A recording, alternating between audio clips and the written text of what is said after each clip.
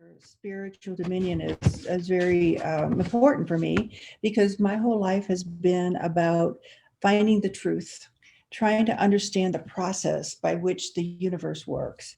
When I grew up, it was not that different from what Laura was speaking about, but at the same time, I knew that there was a better way. I knew that there was some way that we could connect, that we could understand how the universe worked, and then we could have some sense of dominion over that.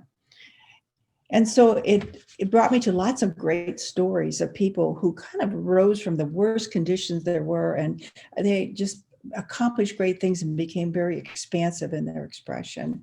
Just recently, I read a couple of books by, I want to try to say her name well, Emanuele Ilabagiza, and she was a survivor of the Holocaust in Rwanda.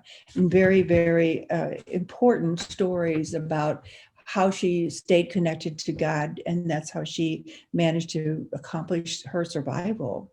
So when we hear about these things, we understand that there is something going on within us that we can access anytime we want. And it's important. My goal has always been to live from that place.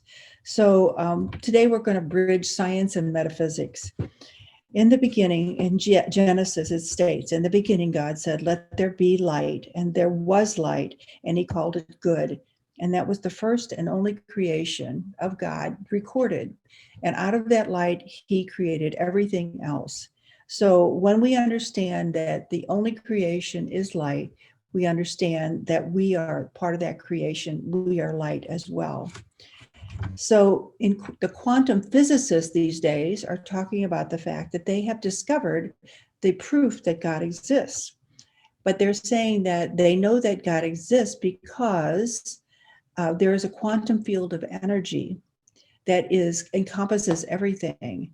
The quantum field, as it is called, I think it was discovered first by Albert Einstein, and but they state in this acknowledgement that if you were to take a telescope and go deep and look deep within any substance, and that could be a chair, a book, your car, your body, if you just walk past the quarks, the atoms, the cells, everything, and just kept going down deep into the substance of what that is, the base primal substance of everything is light, which goes right along with what we were hearing about in Genesis, that within everything, the substance, the primal substance is light, and that means you, and that means me. So we understand we're talking about the same thing here. When we say that God is omniscient, omnipotent, and omnipresent, we know that we're also talking about this quantum field of energy in which we live, breathe, and have our being. So we have been verified that the truth of Genesis is the truth of science right now. It also says in Genesis that God created man in his image. In the divine image, he created him, male and female, and he created them. You are made in the image and likeness of God. Now, I think our goal to ascend from our physical and material beliefs is to move into this energy, this knowingness, actually, that we are created in the image and likeness of God. Because when we understand limits, I grew up with this idea that God was sort of this old guy with a beard sitting in a chair and looking down on us and sort of judging. And sometimes he was very wrathful. We hear a lot about that in the newer, some of the early testaments of the Bible, because at that point, people were very fear-based. And so when they wrote these books of the Bible, they came from a place of fear. They didn't understand the energy that they were living in. So now it's time to make a shift and make a change and recognize that we are created in the image and likeness of God. What is God? We understand that God is love. God is love. That is the most important quality. But out of that quality is also love, kindness, compassion, goodness, wisdom, joy, health, and vibrancy. So when we revert back to this knowing that I am created in the image and likeness of God, we know that I am all of those things. You are all of those things. So how do we get directed away from that?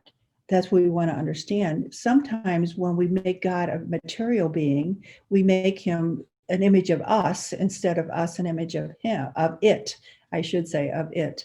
So we are made in the image of it, love.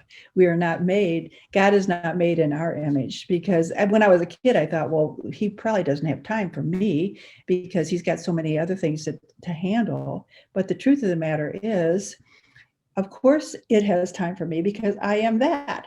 And that's what Jesus said too, by the way. He said, I am that. I am that. And you are that I am. He didn't say ever that he was the only son of God. Other people manifested that or created a mental concept around that. He said, I am that I am, and you are that I am. And he also said, greater things than this you too shall do.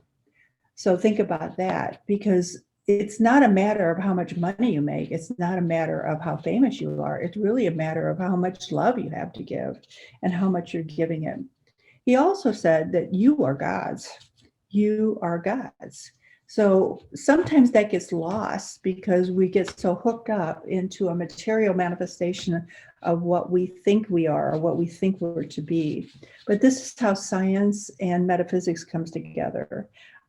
It's how it's merged in this understanding of the quantum field of energy. So in Genesis, it says also, let us make man in our image after our likeness, and let them have dominion over the fish of the sea, the birds of the air, the cattle, and over all wild animals and all the creatures that crawl on the ground. So that's pretty powerful. When we say we have dominion, it doesn't mean that it's okay to throw toxins into the water or to randomly kill animals for no good reason, or to harm them in any way. Having dominion means that we have the ability to do those things, but to reach into a higher dimension of who we are, we would never do those things. So as the master says, when we move into our God consciousness, when we really become aware that the energy that what we're made of is God, when we get that, then as the masters say, the veil is removed, which means the veil that seems to exist between the mortal spiritual life and the mortal physical life and the spiritual life is removed. We become one. And that is what we're here to do. We're here to be one. When we look at a baby, we see purity and we see innocence. We see a being of light that is reaching out to understand, to laugh at life, and to be able to experience adventure and develop curiosity, and to just find out what life is all about. And if we look at that baby and realize that's who we are, that is a perfect physical representation of who we are as innocent, perfect, brilliant beings of curiosity, of love, of willingness. So what do we do with this knowledge? What do we do with this knowledge? It's all about making choices. There's another saying that God needs a body. And what that really means is God needs a channel, because each one of us has something that we're bringing to our earth experience, that we're channeling the beauty and the incredible energy and brilliance of God. So I may be speaking, but somebody else is fixing an engine with great genius, and someone else is growing vegetables because they are so good at it, and someone else is channeling music, and someone else is channeling art, and someone else is channeling nursing. And so each one of us in our own way is channeling this energy of God, this energy of love. And when we understand that that's what our earth life is about, is to channel, the more we are able to channel it in its purity, the more it expands within us and we have more to give.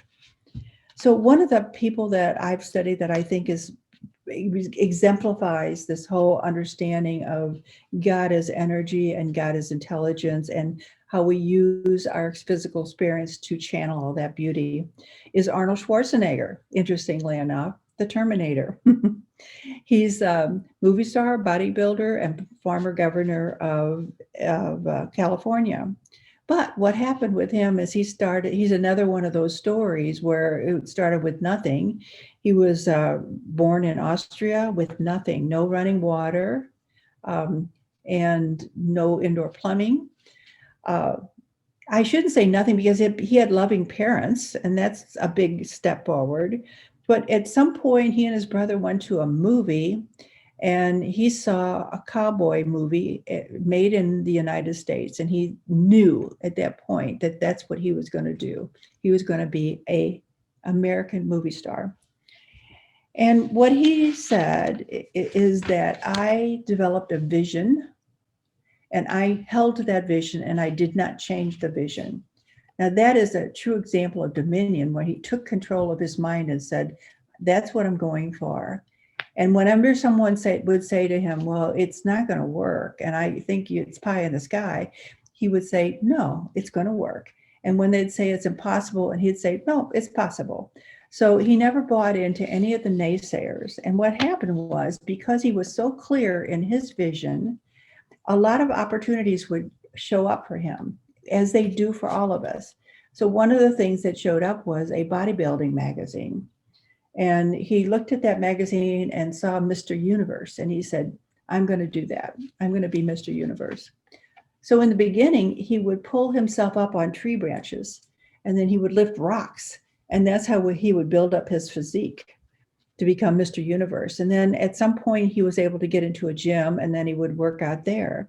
But he said that every time he did a sit-up and every time he did a push-up, he thought about his vision, and he liked doing each one of those because it was all a path to get to his vision. At some point, he was sponsored to get to the United States, worked in gyms, met movie stars, made friends with them, had other people that sponsored him. And he was told over and over again, well, your accent is too thick, and your body's too big now.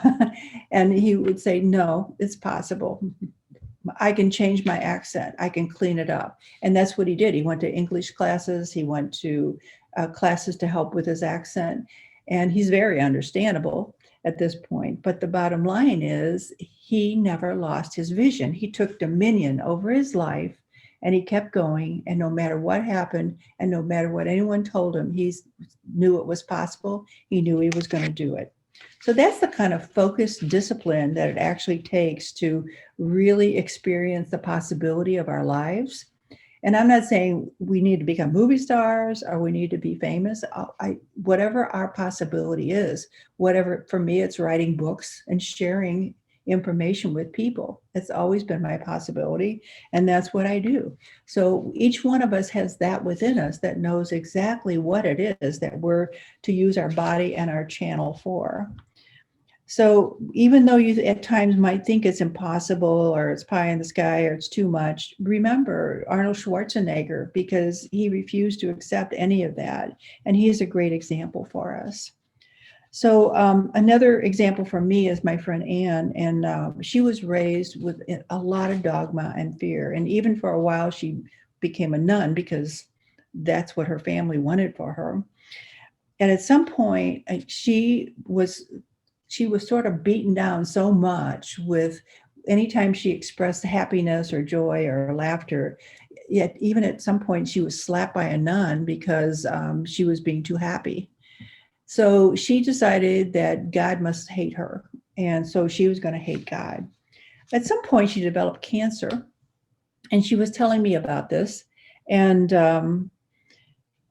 we were talking about her idea that God hates her. And I said, well, God, that's impossible for God to hate you, because God is love. And love cannot hate you. So we spent a lot of time talking about this. As it turned out, she completely changed the way she looked at God. Previously, it was an old man with a beard in a chair, which many of us have grown up with that image. judging and displaying his wrath toward us and telling us how bad we are. When we talked a lot about God as love, and God can never judge you and never does, then she began to change slowly. And as it turned out, she recovered completely from her cancer. In fact, she's living a brand new life. She's alive and she's excited, and she's an artist, and she's just pouring out artwork. So if any of us were thinking about the idea that God is this old man with a beard, and I've heard it many, many, many times in stories with my clients, it's time now to change that and understand we live in a quantum field of energy. It is omniscient, omnipotent, and always present and always powerful. And we can look beyond all the crisis, drama, whatever you want to call it, that's going on in the world right now. We in fact, I would suggest we keep that very minimal in our awareness, because it would really interfere with us taking dominion over who we truly are. But I wanted to outline some steps for everyone to kind of get going with this and begin to take dominion over their consciousness so that they are moving into a higher state. The first thing would be to every day cultivate generosity and kindness. In other words, get beyond your small self and help somebody else, no matter what. It could be as easy as holding the door open for them. And in that way, you are really moving into that space of light. Secondly, is turn your mind to love. I'm not disavowing all emotion, because they're there for a reason, but manage them, find a way to work through them so that we can get to the base element of who we are, which is love. We are all love, just like the baby is love. And decide what it is you want to focus on, and focus on it. Keep it your focus, keep it your vision, so that you're always moving forward, no matter what's going on in your life.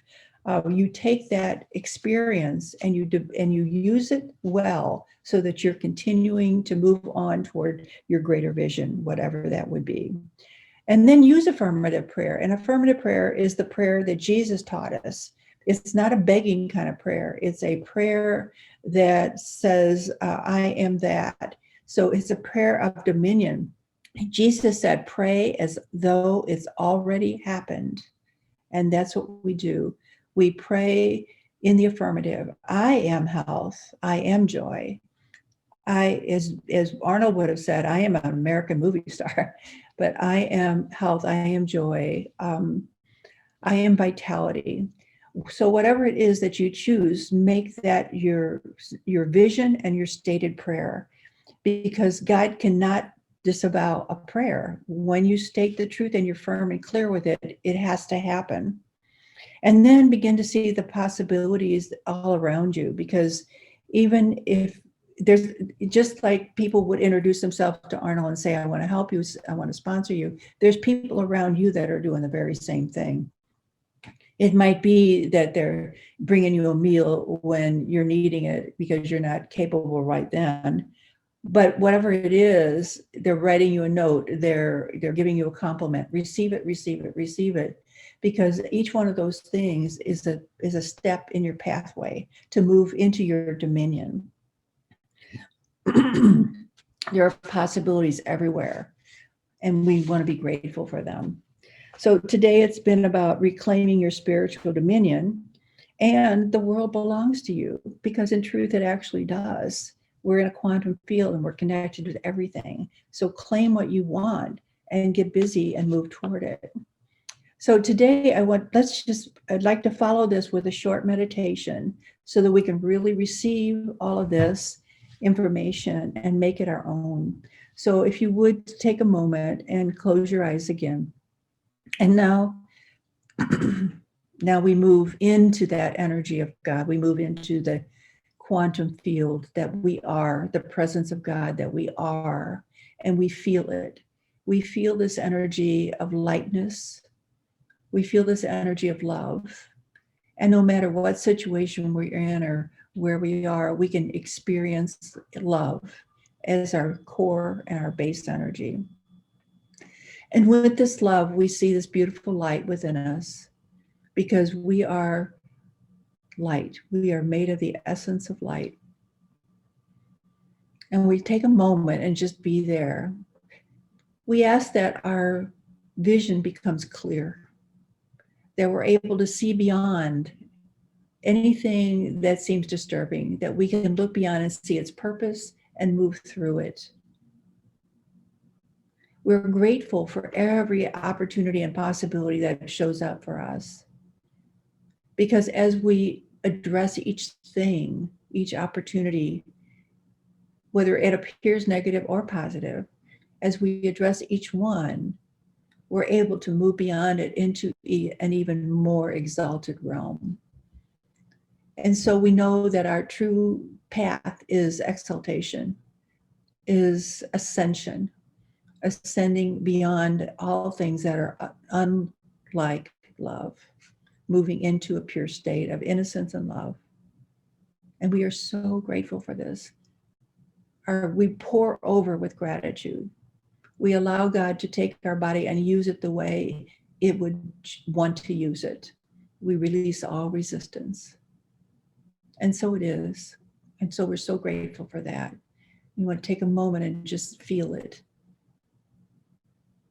Just feel this energy and receive it. And when you're ready, you can bring your attention back to this moment and back to this time and back to this service. And so it is.